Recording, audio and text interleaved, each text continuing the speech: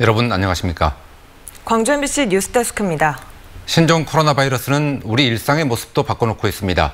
2차 감염자까지 나온 마당에 바이러스 감염과 확산을 막기 위해서 불가피한 측면이 있습니다. 하지만 이 와중에 일부에서는 중국인에 대한 혐오 정서를 표출하고 있는데요. 보다 성숙한 대응이 필요해 보입니다. 우종은 기자가 취재했습니다. 중국인들의 입국을 금지해달라는 청와대 국민청원은 59만 명을 넘어섰습니다. 신종 코로나 바이러스의 발원지가 중국 우한시고 확산 속도가 워낙 빨라 공포심도 증폭되는 양상입니다. 하지만 막연한 불안감에서 나온 중국인 혐오 발언을 자제하고 차분하고 냉정하게 대응하자는 목소리도 점차 힘을 얻고 있습니다. 코로나 이런 게 되게 위험하긴 하지만 그렇다고 해서 모든 중국인들한테 일반화시켜서 그들을 혐오한다? 이런 거는 아니라고 생각을 하고. 전염병 사태로 힘겨워하는 중국을 오히려 돕자는 움직임도 일고 있습니다. 1000여 명의 중국 유학생이 다니고 있는 호남대는 힘들 때일수록 도와야 한다며 중국 후베이 성에 방역 마스크 10,000개를 보냈습니다. 중국 측으로부터 추위에 떨고 있을 때 땔감을 보내준 것이나 진배없다. 어려울 때 함께하는 것이 진정한 친구라는 감사의 회신을 받았습니다. 중국인 혐오 정서와 함께 경계해야 할 것은 신종 코로나 바이러스와 관련한 가짜 뉴스입니다. 광주 한 병원 응급실에 붙은 안내문을 가지고 확진 환자가 병원에 격리 중이라는 가짜 뉴스가 SNS를 타고 마치 사실인 것처럼 전파되기도 했습니다. 이제 저희 지역도 안전하지 않구나라고 생각해서 불안하고 무서워요. 한편 각급 학교에서는 신종 코로나 바이러스로 졸업식 풍경이 바뀌었습니다. 마스크를 쓴 학생들은 강당이 아닌 교실에서 졸업장을 받았고 자녀들의 졸업을 축하하기 위해 학교를 찾은 학부모들은 건물로 들어가지 못하고 밖에서 지켜봐야 했습니다. 조금 서운하지만 그래도 이제 신종 코로나 관련해가지고 이제 함께 또 참여해야 되는 부분도 있기 때문에 2월 셋째 주까지 이어지는 광주 지역 각급 학교들은 올해 졸업식을 간소하게 치를 계획입니다. MBC 뉴스 우종은입니다. 신종 코로나 바이러스에 대응하기 위해서 광주 전남에도 60여 곳의 선별진료소가 설치됐습니다. 그런데 일부 진료소는 인력 부족 때문에 제 역할을 할 수 있을지 의문입니다. 박영훈 기자가 취재했습니다. 인구 5만 명 남짓한 군 지역의 한 병원입니다. 병원 주차장에 세워진 코로나 바이러스 선별진료소에 들어가 봤습니다. 탁자와 서류 등이 놓여 있을 뿐 의료진은 없습니다. 120병상에 간호사는 16명, 병원 내 교대 근무도 빠듯하다 보니 선별진료소만 24시간 따로 지킬 인력이 없습니다. 농어촌에 진료하는 인력들, 입원 관리하는 인력들이 너무 부족하기 때문에 상시해서 할 수 있는 여건이 절대 안 돼 있습니다. 그래서 힘들기 때문에 그 부분이 너무 힘든 상황입니다. 응급실 앞에 임시 선별진료소를 설치한 목포의 이 종합병원도 힘들기는 마찬가지입니다. 감염내과와 응급실 간호 인력 6명 이상을 교대로 투입하고 있지만 장기간 지속될 경우 부족한 간호 인력의 한계가 불보듯 뻔합니다. 엄청 어렵습니다. 아마 우리 병원에서 이러면 다른 지역에 있는 병원들의 선별진료소가 제대로 운영될지 심히 의심스러운 그런 상황입니다. 코로나 바이러스 감염 의심 증상을 보이는 이들을 분리 진료하기 위해 선별진료소를 설치한 병원은 전국에 288곳. 지자체가 지정을 하고 병원별로 의료진을 두고 24시간 자율 운영하도록 돼 있습니다. 그런데 중소도시와 농어촌 지역의 간호 인력 부족 현상이 심각해지면서 그 불똥이 선별진료소 운영에까지 악영향을 주고 있습니다. MBC 뉴스 박영훈입니다. 민주당이 후보 경선 과정에서 대통령 이름이 들어간 직함을 쓰지 못하도록 했습니다. 정치 신인들의 불만이 터져나오고 있고 예비 후보들 사이에서 전략적 연대 움직임이 나타나고 있습니다. 보도에 송정근 기자입니다. 민주당 공천관리위원회가 공천적합도 여론조사에서 김대중과 노무현, 문재인 등 전현직 대통령 이름이 포함된 후보자 경력을 사용할 수 없게 했고 청와대 근무 경력도 6개월 이상으로 제한했습니다. 광주 전남의 민주당 예비후보 가운데 전현직 대통령과 청와대 직함을 사용하고 있는 후보는 광주가 85%, 전남은 44%에 달하는데 후보들의 전략 수정은 불가피해졌습니다. 특히 정치 신인들이 반발하고 나섰습니다. 특정 지역, 특정인의 경선 과정의 유불리 계산에 의해 기울어진 경선 룰을 정하는 것 같다는 국민적 의혹에 대해서는 어떻게 생각하는지 묻습니다. 민주당으로 나온 예비 후보자는 광주가 36%, 전남이 61%에 달합니다. 4년 전 총선에서 국민의당 바람이 거셌던 것과 비교하면 상황이 크게 달라졌습니다. 이러다 보니 서구울에서 후보 단일화가 전격적으로 이루어진 데 이어 동남갑과 광산을 지역에서도 합정연 행설이 흘러나오고 있습니다.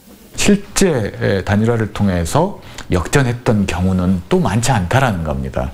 오히려 선두를 달린 후보의 우세를 인정하는 대중적으로는 그런 효과 기대하지 않았던, 의도하지 않았던. 민주당은 4.15 총선 선거대책위원회를 내일 중으로 출범하고 본격적으로 선거 국면에 들어갑니다. 또 다음 주부터 후보 적합도 조사를 실시해 늦어도 3월 초에 공천받을 후보를 결정지을 전망입니다. MBC 뉴스 송정근입니다. 안철수 전 대표가 바른미래당을 탈당하면서 야권에서는 제3지대 연대 움직임이 활발해질 거란 전망이 나오고 있습니다. 하지만 몇 가지 난제들이 있습니다. 김종수 기자가 보도합니다. 총선을 70일 앞두고 정치권의 관심사는 안철수 전 의원의 행보였습니다. 특히 당내 내홍을 겪어왔던 바른미래당은 당 소속인 안 전 의원의 역할에 주목해왔습니다. 그러나 손학규 대표와 의견차를 좁히지 못한 채 안 전 의원이 탈당하면서 정치 셈법은 더욱 복잡해졌습니다. 진영 정치를 제대로 일하는 실용 정치로 바꿔야만 합니다. 게다가 안 전 의원의 결단이 줄 탈당으로 이어질 경우 당의 존립 기반마저 흔들릴 수 있습니다. 이에 따라 관내에서 당권파로 알려진 의원들의 움직임도 바빠지기는 마찬가지. 지역구 활동을 위해 예비 후보자 등록을 준비하고 있는 최도자 의원이나 다선의 경륜을 앞세워 총선 채비를 하고 있는 주승용 의원에게도 현재 상황이 녹록지 않아 보입니다. 이와 관련해 대한신당이 3지대 연대를 위해 바른미래당, 민주평화당과 접촉을 늘려갈 것이라는 의견에 힘이 실리고 있습니다. 지난 20대 총선 때 구심점이었던 안 전 의원이 빠르게 입장을 표명하면서 진보 세력 결집이란 명제가 뚜렷해졌기 때문입니다. 그러나 이들의 연대가 가시적인 성과를 낼지는 여전히 물음표입니다. 문재인 대통령 심판할 거냐 더 밀어줄 것이냐라는 것에 관심이 있지 안철수 전 대표를 중심으로 결합돼서 하나가 된다 할지라도 제20대였던 국민의당의 바람은 불기 굉장히 힘들다. 또 대한신당에 합류하지 않은 이용주 의원은 무소속 행보에 이어 여당 입당이란 전략을 제시했고 정인화 의원 역시 여전히 총선까지 무소속으로 민심을 얻겠다며 야당과 거리를 두고 있기 때문입니다. 결국 3지대 연대가 성과를 내기 위해선 설득력 있는 명분 제시가 과제로 남은 상황.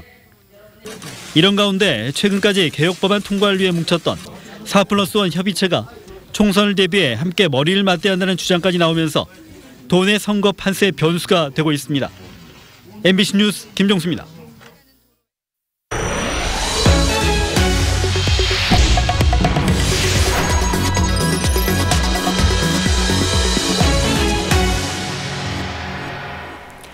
광주에서 대규모 카드깡 사기 피해가 발생했습니다.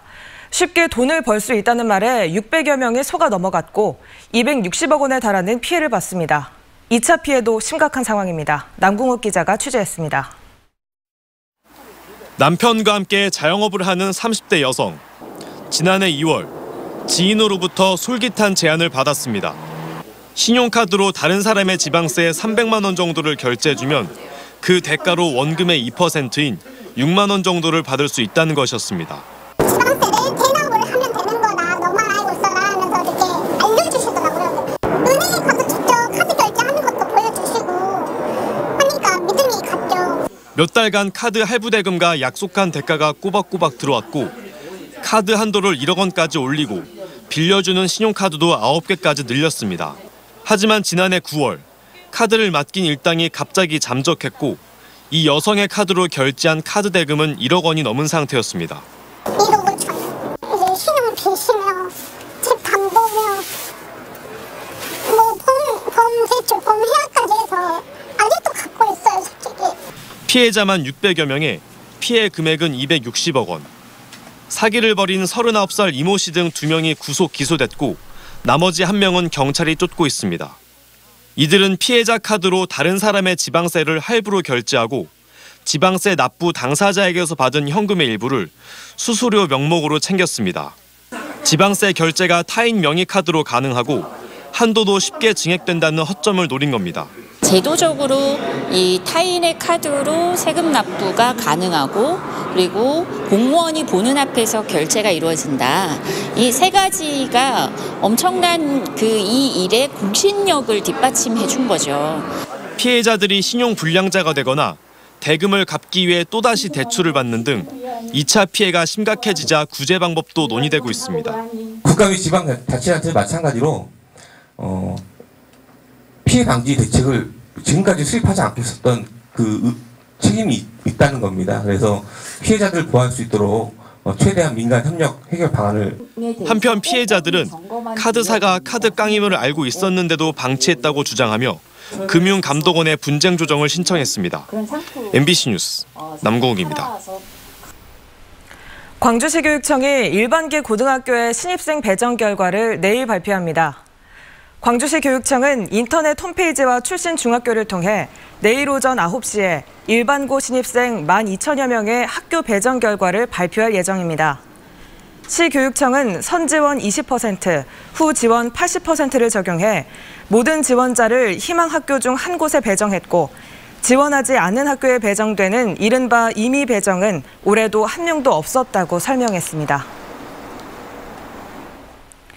광주 지역 공립유치원과 초등교사 임용시험 합격자 가운데 남성의 비율은 5%에 그친 것으로 나타났습니다. 광주시 교육청에 따르면 유치원과 초등교사, 특수학교 교사 임용시험의 최종 합격자 76명 가운데 남성은 4명으로 집계됐습니다. 또 남성 합격자는 초등에 3명, 특수초등에 1명이었고 유치원에는 1명도 없었습니다. 기아 타이거즈가 미국 전지훈련을 위해 오늘 인천공항을 통해 출국했습니다. 기아 구단은 미국 플로리다 포트 마이어스에서 선수 50여 명과 코칭 스태프 20명 등 70여 명이 참여한 가운데 2월 1일부터 3월 7일까지 스프링 캠프를 진행할 예정입니다.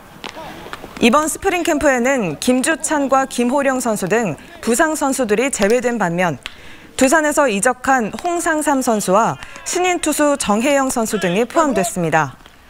출국에 앞서 공항에서 기자들을 만난 조계현 단장은 기대 반, 걱정 반의 심정이라며 올해는 새로운 팀 문화가 정립되기를 바란다고 말했습니다. 광주 지역 영구 임대 아파트의 입주 자격이 오는 3월부터 대폭 완화됩니다. 광주시는 노후 영구 임대주택의 공실 해소를 위해 입주자의 소득 기준을 완화했다고 밝혔습니다.